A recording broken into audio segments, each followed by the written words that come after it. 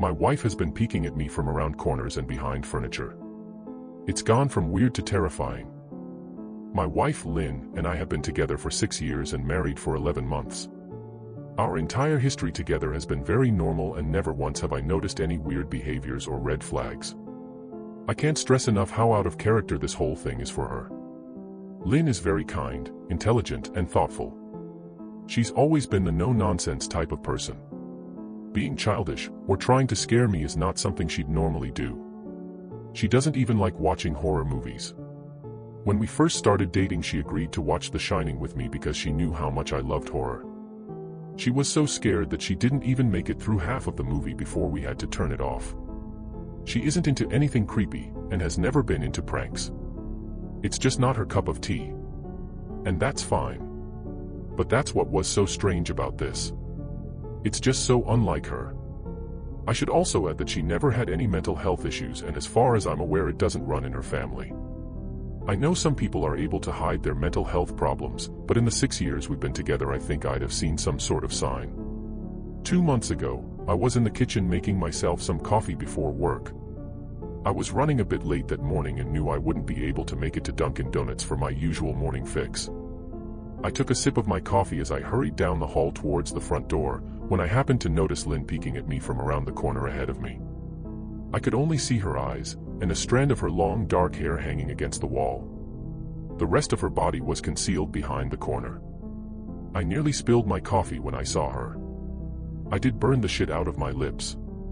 "Geez, Lynn," I said, wiping a few drops of coffee from my pants. "You scared the shit out of me." She immediately popped out of view like a little kid that had been caught. I heard her scurry off towards the living room, and by the time I got to the front door she was out of sight. It was really weird, and just totally out of character for her, like I said, but I also found it kind of funny that she was being more playful and a little less serious. I shouted that I loved her, and called her a weirdo. As I shut the door behind me, I heard her laughing. Her behavior was a bit odd, but it certainly wasn't something to call a priest over. I forgot about it by lunch, and by the time I got home she was her normal self. I didn't bring it up and neither did she, and life went on. The next incident happened 3 days later. It was around 2 a.m. and I had woken up to get a drink. I was standing at the kitchen island, jug of OJ in hand, when I felt a strong feeling that I was being watched. For whatever reason, I looked down at the floor and saw my wife's smiling face staring back. She was peeking at me from the other side of the island, staring up at me with wide unblinking eyes and grinning. Grinning like the Cheshire Cat. I screamed, I'll admit it. Not out of irritation but fear. For some reason at that moment I was scared. At the sound of my scream, Lynn scuttled backwards out of my view, her hands and feet smacking the tile floor as she hurried out of the kitchen on all fours. I didn't run after her, or even yell after her. I just stood there frozen in shock, wondering what fuck had possessed her to do that. It took me a little longer than I'd like to admit to go back upstairs, but I eventually did. When I got to our bedroom, Lynn was lying on her side, asleep. Or at least pretending to be. I stood there for a while, watching her breathing to be sure she really was asleep. I had the feeling she might jump out at me the moment I got into bed. But she didn't. I climbed into bed and she didn't even move. Her breathing was soft and deep, and I was starting to wonder if I dreamt the whole thing. The next morning I waited for her to come down for coffee, and after handing her a mug and kissing her cheek, I decided to ask her about it. "What was that about last night?" I asked, keeping my tone light so I didn't offend or embarrass her.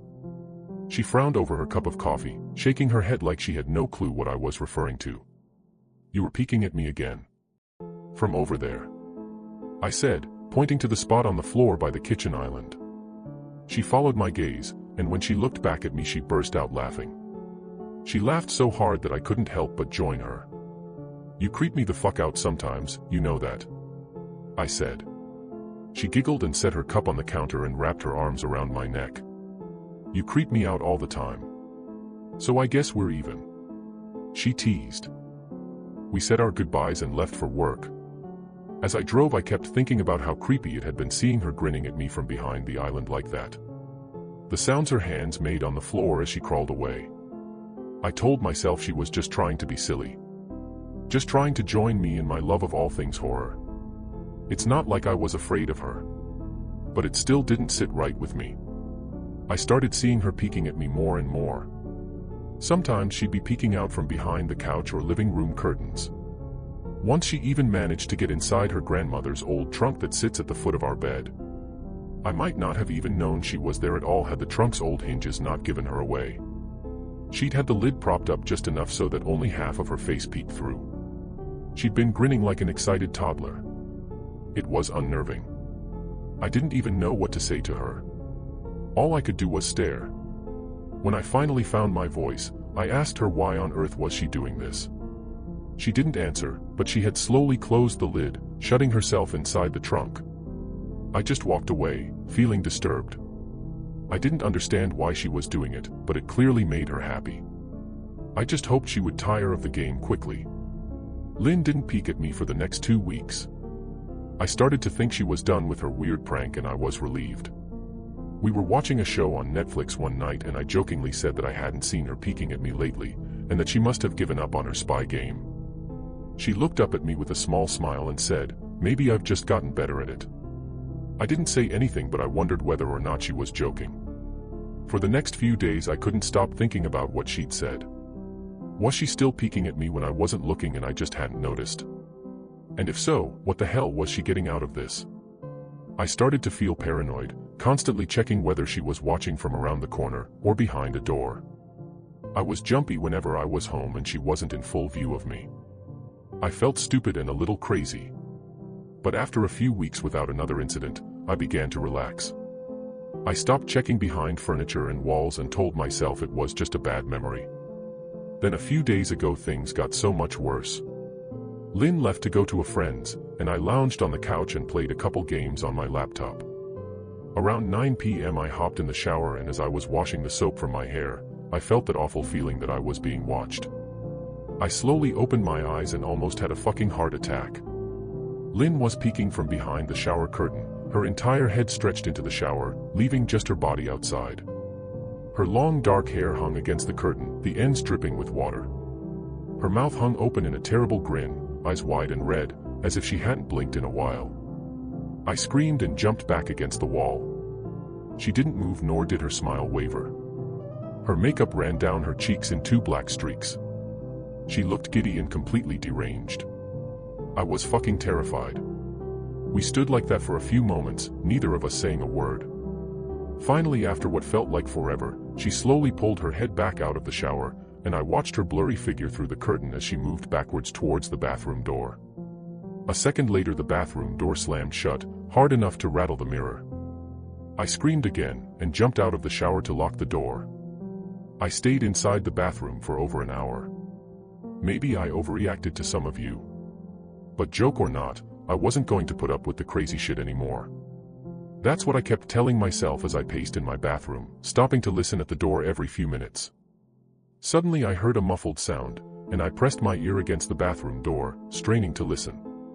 I couldn't hear anything, but I envisioned Lynn standing on the other side of the door, giggling at her joke.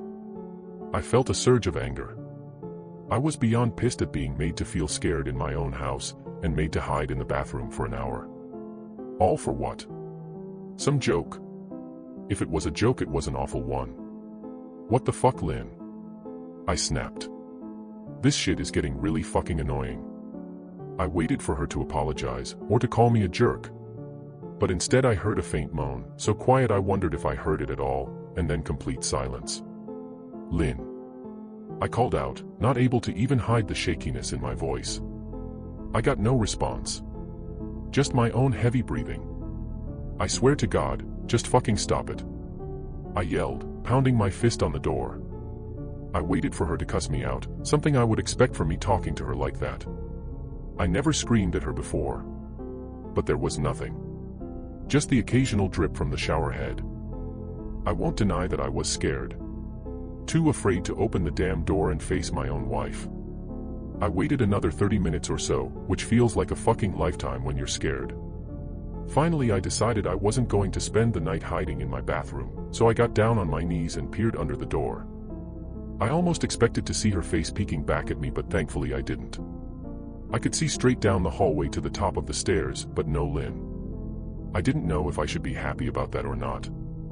I looked for a few minutes, waiting to see her head pop up over the top step, but it never came. I stood up, my hand hovering over the door, and mentally prepared myself to open it. I slowly turned the lock with shaky fingers, and was about to yank it open when I heard a sound that still makes me feel nauseous when I think about it. A moan, louder than before, but this time I was able to tell just where it was coming from. I turned my head to the closet door as if in slow motion, and locked eyes with my wife, who was peeking out at me from the slight gap. Her eyes were still wide as ever, and her mouth was hanging open in the most grotesque gaping smile I'd ever seen. I didn't even scream. I was too scared for even that. Her hands were clasped to her chest, body trembling with sheer delight, as if she could barely contain her excitement. A short raspy moan bubbled up from her throat, deep and raw, sending a shiver through my entire body. Somehow I found the ability to pull the bathroom door open and ran as fast as I could all the way down the steps, snagging my keys and phone from the table in the living room before running outside to my car. I could hear her shrill laughter behind me, but I didn't hear her getting closer. I didn't bother shutting the front door. I drove away from the house faster than I legally should have, shivering the entire time, either from fear or the cold. Maybe a little of both. I hadn't grabbed a coat or even a pair of shoes. I was still in my boxers and my hair was still damp. I drove straight to my brother Chris's house about 40 minutes away, ignoring any and every call and text I got. I didn't check my phone until I was safely parked in my brother's driveway. Lynn had called 4 times and sent a flurry of texts, all wondering where I'd gone and why I left like that. I threw my phone at the dash in a rage, furious at her nonchalant attitude. My brother and his wife were surprised to see me, especially dressed in just a pair of boxers, but told me to stay as long as I needed. Chris lent me some clothes and asked me what happened. I told him Lynn and I had a fight, but didn't get into the details. I didn't want him to think I was overreacting, leaving my wife over a prank, even if it was a strange one. I mean, hadn't I encouraged her for years to lighten up instead of being so serious all the time? I had wanted her to relax and loosen up, but this was definitely not what I'd had in mind. I tried to sleep on their sofa, but my brain wouldn't let me sleep. Every time I closed my eyes, I saw Lynn's face staring at me from inside the closet. Knowing she'd been in there with me the entire time made my skin crawl. She'd never left the fucking bathroom at all. Instead, she slipped inside the closet and slammed the bathroom door shut to fool me. The mere thought of going back home gave me anxiety. I tossed and turned, unable to sleep. Chris ended up giving me a sleeping pill so I was able to get a little rest. My sleep was filled with terrible dreams. All of Lynn's smiling face. I woke up just as the sun started to rise. My sore body ached from the sofa, and I felt drained. I knew I'd have to call Lynn at some point, but I didn't know what to say to her. I wouldn't be going home unless she gave me her word she'd never do any more creepy shit. I just wanted my wife back. Her normal serious self never looked so good to me. I was contemplating calling her and telling her that, when that familiar feeling came over me. I was being watched. I was staring at the ceiling, my heart in my throat. I didn't want to look away, but the longer I ignored the feeling, the worse it got. My eyes drifted away from the ceiling almost on their own. Her face was pressed up against the window beside the couch, staring down at me with that same gaping smile. Drool dribbled down her lips, leaving 2 long streaks down the glass. I didn't know how long she'd been there, but something told me she'd been there quite a while, possibly all night. I didn't bother screaming, though I was afraid anger trumped any fear I felt at that moment. I jumped up from the couch and pounded my palm against the glass. Lynn. Are you crazy? What the hell is wrong with you? Just go home. I shouted. Now. She didn't move, and her ghastly expression never changed. If anything, her smile only grew, as if she had never been more elated. I could hear Chris and his wife moving around upstairs. As if Lynn could hear them from her place outside, her head twitched slightly in their direction, and she began to close her mouth slowly. Chris called my name from upstairs, obviously concerned. I turned to see him and his wife Rebecca hurrying down the steps. When I turned back to the window, Lynn was gone. The only sign she'd been there at all was the 2 streaks of drool still dripping down the glass. I tried explaining to Chris and Rebecca about waking up to see Lynn watching me through their window. They were skeptical, who wouldn't be? Chris and I went outside to the spot in front of the window, but there were no footprints in the dirt, just a slight indent. Animal probably, Chris guessed, and I didn't argue. He and Rebecca assumed I dreamt the entire episode, but they didn't understand, and I was too tired to explain it to them. I called out of work that day and turned my cell off. I didn't want to face Lynn. Just talking to her was too much for me at that point. I really started to believe something was irreversibly wrong with her. That no matter what promises she made, we'd never be the same again. The thought saddened me to my core. I cried most of the morning. By noon I figured I was ready to confront her. Give her one last chance to explain herself. I could at least give her that after 6 years, I told myself. I turned my phone on and saw the dozens of texts she'd sent, all from a seemingly concerned wife. Can we talk? I love you. Please call me. I'm really worried. Can you answer? Just come home. And more of the same. All texts telling me she loved me, and she wanted me home. How worried she was, not a damn one addressing the crazy shit she pulled. Like she hadn't been acting like a character from a Stephen King book. Even her texts were different. She normally texted novels just to tell me to pick up a loaf of bread. You'd think she'd have more to say to me after her bizarre shenanigans. I know it probably seems childish to some of you who are miles away from this situation. But if you saw the way Lynn had looked at me, how she scampered away on all fours like some wild animal, grinning at me from inside the closet like a lunatic, then I think you'd find my reaction was warranted. I ended up staying with Chris and Rebecca for another night. I didn't wake up yesterday until afternoon, and thankfully I didn't see Lynn's face watching me through the window. I don't want to pry, because it's not my place. But is this fight something that can be mended? Rebecca asked. She'd made us both a sandwich for lunch, and I knew she wanted to breach the subject without seeming to be nosy. I don't know. She's like a different person, I said, choosing my words carefully. I still wasn't ready for her or Chris to know the full extent of the batshit craziness I had been dealing with. People change, Ben. But she's still the same woman you married. Maybe you both just need to talk through your issues. Whatever's going on, I'm sure it can be fixed. She said, ever the peacemaker. I think it's beyond that now. I don't think talking would help. I just don't trust her, I said. The words stung in my heart. I missed and loved my wife. But how could I live with someone like that? Living in constant fear didn't sound too appealing. Lynn loves you. She has to be absolutely crushed, she said.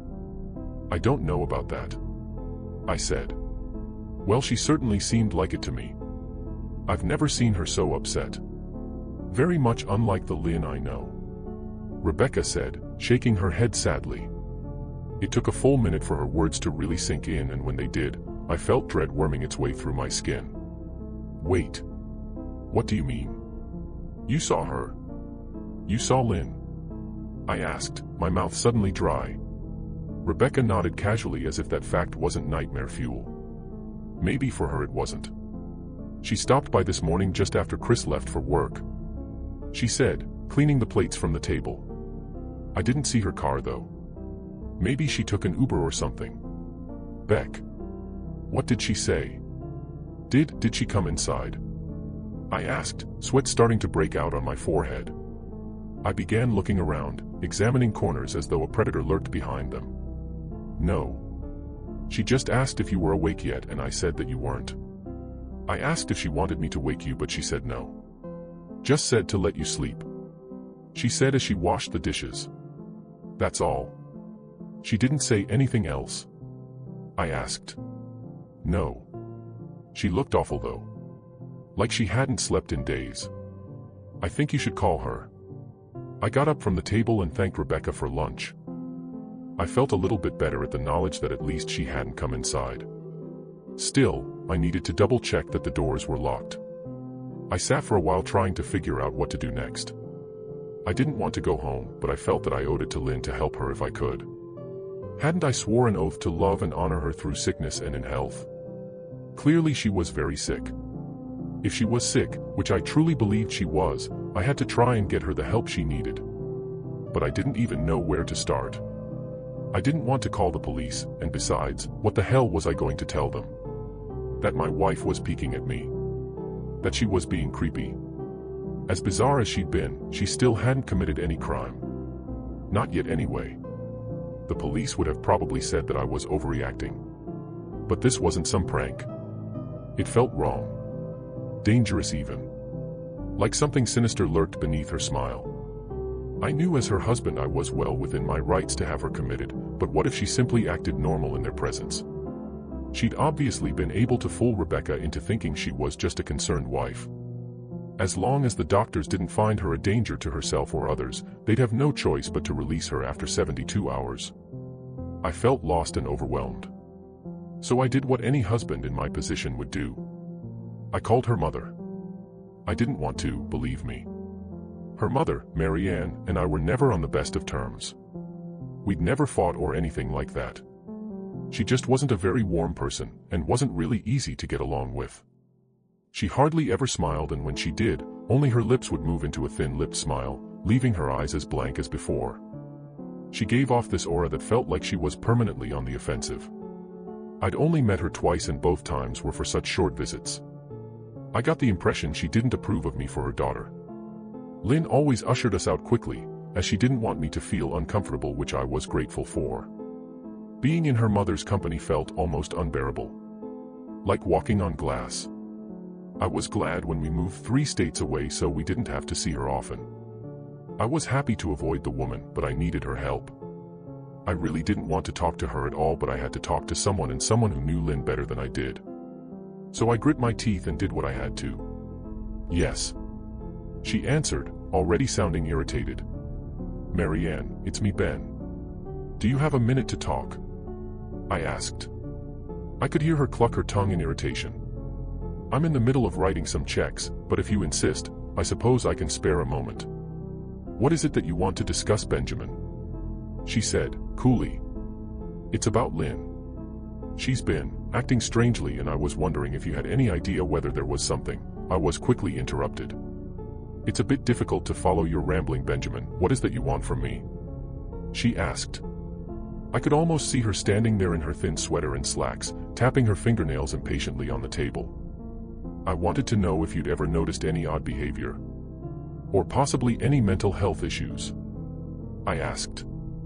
There was a long, uncomfortable pause that I couldn't tell was because she was just thinking, or something else. Finally, after a few seconds, she spoke. I'm not sure if this is one of your jokes, Benjamin, but if so, I don't find the humor in it. Now I do have business to attend to, as I've said, so if you don't mind, she said, but I cut her off before she could get rid of me. Mary Ann, it's not a joke. I'm sincerely concerned about Lynn's mental health. Her behavior has been very erratic lately. I'm very worried about her, and I figured as her mother you would be as well. I said, my frustration evident in my voice. If you're truly concerned, then I suggest you get the health professionals involved. I don't know what you expect of me. She snapped. I could tell she was seconds away from hanging up, and for some reason I was desperate not to let her. I had the feeling that she knew a lot more than she was letting on. Please. If not for me, do it for Lynn. I tried. I heard a faint shaky intake of breath, as if she were trying to hold her steely persona together but failing. Mary Ann. What's WR-?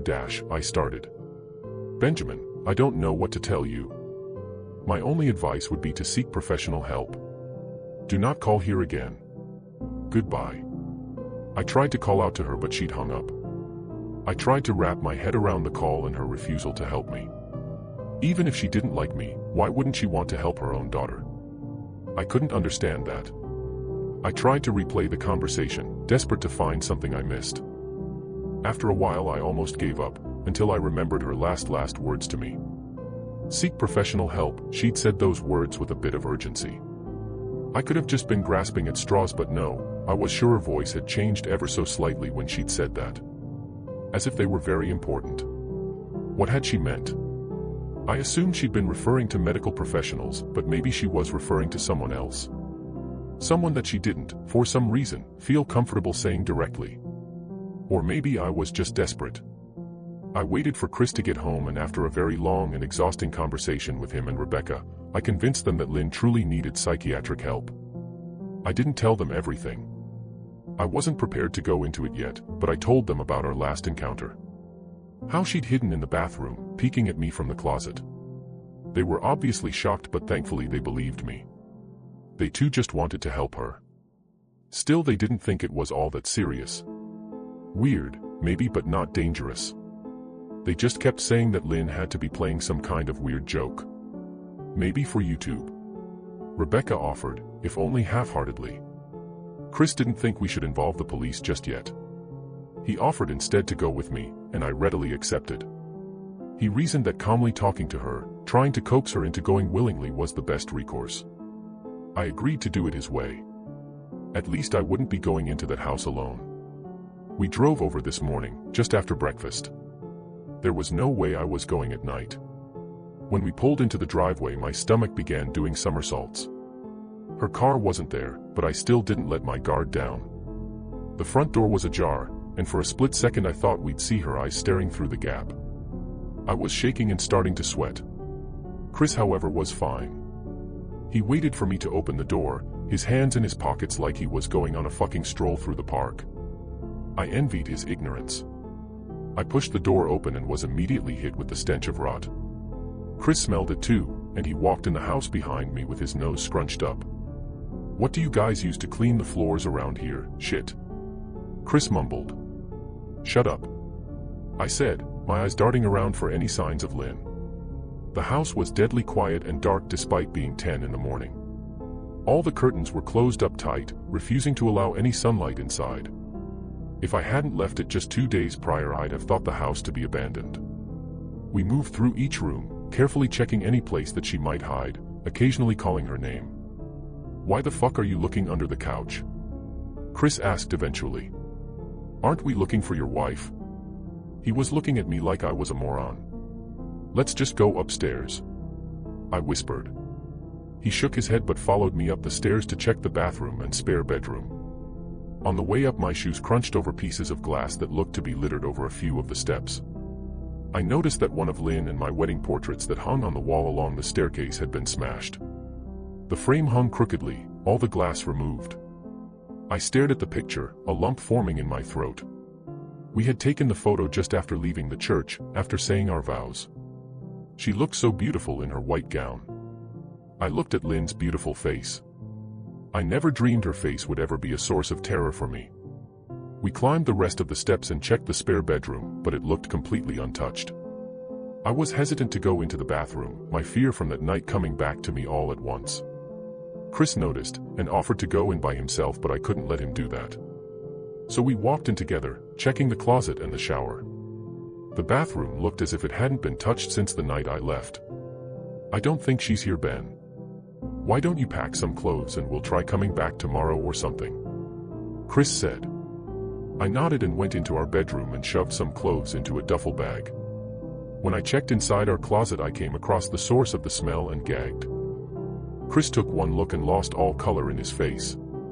He had to go stand by the stairs to get away from the sight and smell.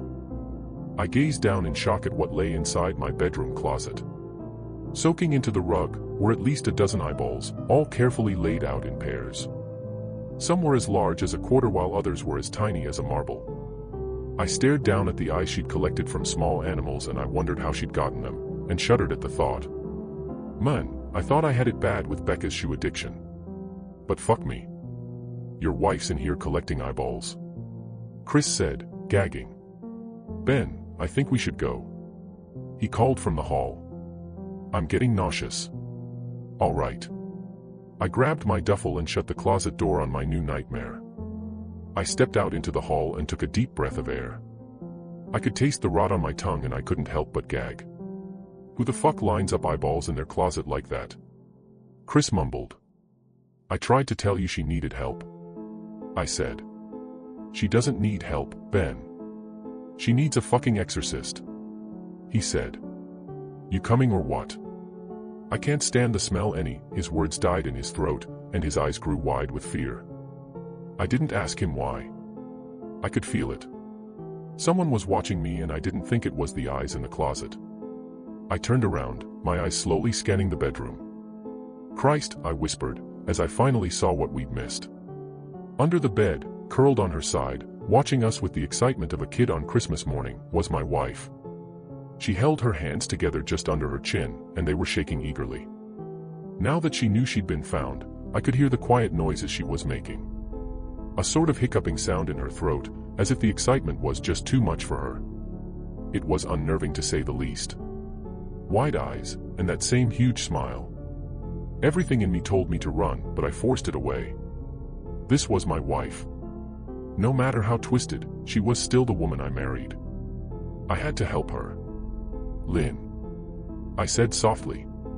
She didn't respond, but her head bobbed back and forth in two quick little movements as if she were nodding. Baby. I just want to help, okay? Can you let me do that? I asked. I had taken a single step forward, approaching her like some kind of dangerous animal. I love you, Lynn. I said softly, taking another step closer. She let a tiny moan escape her wide-open mouth, and I had to resist the urge to run. Her shoulders were starting to quiver, and her eyes grew as large as saucers. I crouched down so I could see her better, and immediately saw the blood. Her hands were covered in it. They trembled more the closer I got, as if she was barely able to contain herself. Lynn. Are you hurt? You're bleeding. I said. She bobbed her head again, her bloody fingers moving up and down as if playing an invisible piano. They occasionally grazed her chin, leaving smears of blood on her skin. I wanted to recoil in disgust. The smell that was coming off of her was revolting. I could feel the vomit trying to climb up my throat. Her lips were dry and stretched thin, blood seeping between the cracks. I knew she wouldn't come out on her own, but I didn't want to leave her in the state she was in. I scooted closer and reached out to her. The excited hiccuping sounds got louder and her hands shook, fingers flexing. It was then that I could see the blood oozing from in between her fingers. Oh my God, Lynn. You're bleeding. I said. Instinctively I reached out to take her hand, but before I could even touch her, her hand sprang out towards me. A sharp pain shot through my arm, and I fell back on my ass. My arm burned, and I could see the blood dripping down onto the carpet. I looked back at her in shock and saw her grinning madly, her fingers clutching a large shard of glass. You all right in there? Chris asked from behind me. I turned my head slightly, and nodded to him, cradling my arm to my chest. When I turned back to face Lynn, I saw that her focus had shifted. She wasn't looking at me anymore. And she wasn't smiling anymore either. She was staring past me, her eyes glaring at Chris the way a hungry lion might stare at an antelope. Her mouth was still hanging open, but it was twisted into a snarl. I got to my feet, and began walking backwards down the hall, afraid to take my eyes off her. Are you bleeding? Chris asked. The moment the words left his mouth, Lynn started fast scooting out from under the bed, the glass shard still in her fist. Chris. Run. Go. I yelled. He must have been too afraid to move, because a second later I felt my back bump into him. He was still standing at the top of the stairs, staring at the horror that was my wife. Lynn had crawled completely out from under the bed and stood in the bedroom doorway, her face twisted in rage. Her whole body was visibly tense. Blood ran down her fingers and onto the floor. Jesus, Lynn. Chris said, You playing hide and seek? I reached back and pushed him towards the steps. Move your ass, Chris, I said as quietly but firmly as I could. Lynn bobbed her head in fast, sharp motions, and began to grin, stretching her mouth open wider and wider so that her chin seemed to touch her chest. I heard Chris mutter a prayer, and then he was running down the stairs. I stood at the top of the steps, stuck between the love for a woman who clearly needed serious help and self-preservation. I only want to help, I said, choking back tears. Her eyes focused on me once again as she slowly lifted the glass, holding it out in front of her. And then she started sprinting towards me, grinning with utter excitement. Thankfully my body took over and I flew down the stairs, skipping 2 or 3 at a time. I made it to the front door before I felt her leap onto my back, wrapping her arms around my neck, her open mouth next to my ear so that I could hear those terrible hiccuping sounds up close. I shook her off me, knocking her to the floor. I felt a searing pain in my back as she went, but I tore open the front door and bolted to my car. Chris was standing in the front yard, talking on the phone with the police. I didn't say a word, I just ran to my car and jumped in. Chris took the hint and followed me, still on the line with 911. I watched the rear view mirror, sure I'd see her there, running after us. But I never did. I went straight to the ER and got 11 stitches in my arm and 3 on my back. The police asked a lot of questions and went back to the house to do a search, but of course, Lynn wasn't there. They advised me to stay with a friend or relative for a while and to file a restraining order as soon as I could, but none of those things would matter. Somehow I just knew. I dropped Chris off at home and went to a motel an hour away. I wanted to put as much distance between me and Lynn as I could. This is where I've been for the last 4 hours. I thought maybe the police would find her, maybe they'd get her the help she desperately needs. But now I don't think so. Because 40 minutes ago I got a text from an unknown number. Just 3 words. I found you. And a picture attached. The picture was dark and grainy, but I instantly knew what it was. There was no mistaking my wife's eye. I started typing this out immediately after. I don't know what to do. I'm alone and scared, and I can't help but feel that I'm being watched.